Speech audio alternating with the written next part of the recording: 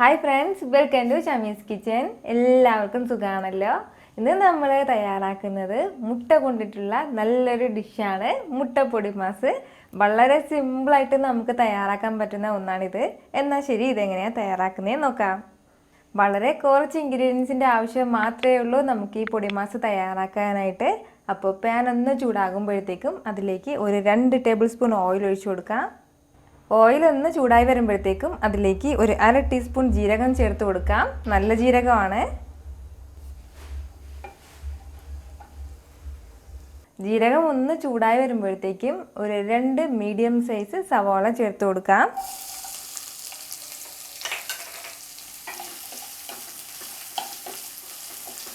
സവാള ചെറുതായിട്ടൊന്ന് വഴണ്ടിട്ട് വരുമ്പോഴത്തേക്കും നമുക്കിതിലേക്ക് പച്ചമുളക് ചേർത്ത് കൊടുക്കാം. ഇതിപ്പോൾ ഒരു പച്ചമുളകാണ്. നമ്മുടെ എരിവിനനുസരിച്ചിട്ട് നമുക്ക് പച്ചമുളക് ചേർക്കാം.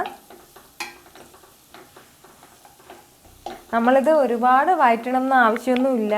ചെറുതായിട്ടൊന്ന് വഴണ്ടിട്ട് വന്നാൽ മതി. ആ സമയത്ത് തന്നെ നമ്മൾ മസാലകളൊക്കെ ഒന്ന് ചേർത്ത് കൊടുക്കണം. അപ്പോൾ ഇതിലേക്ക് ഞാനിപ്പോൾ 1 ടീസ്പൂൺ മുളക് പൊടി ചേർക്കുകയാണ്. അതും നമ്മുടെ എരിവിനനുസരിച്ചിട്ട് നമുക്ക് ചേർക്കാവുന്നതേ ഉള്ളൂ. കുറച്ച് എരിവ് മതിയെങ്കിൽ അത്രയും ചേർത്താൽ മതി. കുറച്ചുകൂടി കൂടുതൽ വേണമെന്നുണ്ടെങ്കിൽ അതുപോലെ ചേർക്കാം. 1/4 ടീസ്പൂൺ ഗരം മസാല.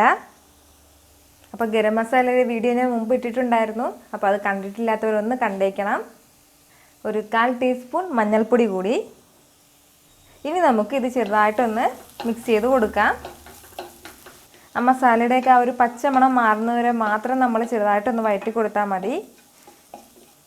കൂടെ തന്നെ ഒരു തക്കാളി കൂടി ചേർത്ത് കൊടുക്കാം. വലിയ തക്കാളി ആണെന്നുണ്ടെങ്കിൽ 1 തക്കാളി മതി. ചെറുതാണെന്നുണ്ടെങ്കിൽ 2 തക്കാളി വേണം. അപ്പോൾ ഈ തക്കാളിയുടെ ചെറിയൊരു പുളിപ്പെല്ലാം ഇതിൽ കാണും. അതിന് വേണ്ടിയിട്ടാണ്. സവാളയും തക്കാളിയെല്ലാം ഇപ്പോൾ നല്ലതുപോലെ വഴണ്ടിട്ട് വന്നിട്ടുണ്ട്. ഒരുപാട് വഴണ്ടിട്ട് വരണം എന്നില്ല. ഒരു പകുതി അളവ് മാത്രം മതി അങ്ങനെ. ഇനി നമുക്ക് ഇതിലേക്ക് നമ്മുടെ മുട്ട ചേർത്ത് കൊടുക്കാം. ഇപ്പോൾ ഞാൻ 4 മുട്ട എടുത്തിട്ടുണ്ട്. ഇത് നമുക്കിതിലേക്ക് ഒഴിച്ചു കൊടുക്കാം. മുട്ട ചേർത്ത് കൊടുത്ത ഉടനെ തന്നെ നമ്മൾ നല്ലതുപോലെ ഒന്ന് മിക്സ് ചെയ്ത് കൊടുക്കണം. ഇല്ലാന്നുണ്ടെങ്കിൽ മുട്ടയെല്ലാം പെട്ടെന്ന് വെന്തിട്ട് വലിയ പീസായിട്ട് അങ്ങനെ കിടക്കും. പക്ഷെ നമുക്ക് വേണ്ടത് ചെറിയ ചെറിയ പീസായിട്ടുള്ളതാണ്. അപ്പോൾ അതിൻ്റെ പേരിൽ നല്ലതുപോലെ മിക്സ് ചെയ്ത് കൊടുത്തുകൊണ്ടേ ഇരിക്കണം. നമ്മുടെ മുട്ടപ്പൊടി മാസ് നല്ലതുപോലെ ഡ്രൈ ആയിട്ട് വരും. അതുവരെ നമ്മൾ നല്ലതുപോലെ മിക്സ് ചെയ്ത് കൊടുത്തുകൊണ്ടേ ഇരിക്കണം.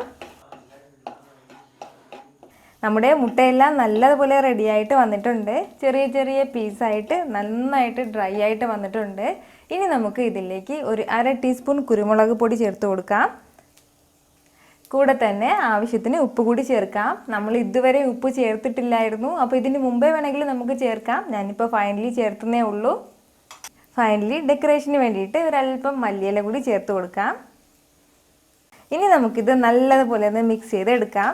ഇത്രയേ ഉള്ളൂ. നമ്മുടെ സൂപ്പർ ടേസ്റ്റി ആയിട്ടുള്ള മുട്ടപ്പൊടി മാസ് റെഡി ആയിട്ടുണ്ട്. ഇത് വന്നിട്ട് നമുക്ക് വെറുതെയും കഴിക്കാം. അതല്ലാതെ ഫ്രൈഡ് റൈസിൻ്റെ കൂടെയും ചോറിൻ്റെ കൂടെയൊക്കെ കഴിക്കാൻ പറ്റിയ നല്ലൊരു സൈഡ് ഡിഷാണ്. പിന്നെ നമുക്ക് ദോശയുടെ കൂടെയും ചപ്പാത്തിയുടെ കൂടെയൊക്കെ സ്റ്റഫ് ചെയ്തും കഴിക്കാം. കുട്ടികളൊക്കെ മുട്ട കഴിക്കാൻ താല്പര്യമില്ലാത്ത കുട്ടികളാണെന്നുണ്ടെങ്കിൽ അവർക്ക് ഇതുപോലെ തയ്യാറാക്കി കൊടുത്താൽ അവർ സൂപ്പറായിട്ട് കഴിച്ചോളും.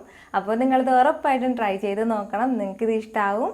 ഈ വീഡിയോ നിങ്ങൾക്ക് ഇഷ്ടമായാൽ ലൈക്ക് ചെയ്യാനും ഇത് മറ്റുള്ളവർ കാണണമെന്ന് ആഗ്രഹിക്കുന്നുണ്ടെങ്കിൽ ഷെയർ ചെയ്യാനും പിന്നെ സബ്സ്ക്രൈബ് ചെയ്യാനും മറക്കരുത്. വീണ്ടും നല്ലൊരു റെസിപ്പിയുമായിട്ട് വരുന്നത് വരേക്കും ബൈ ഫ്രം ഷമീസ് കിച്ചൻ.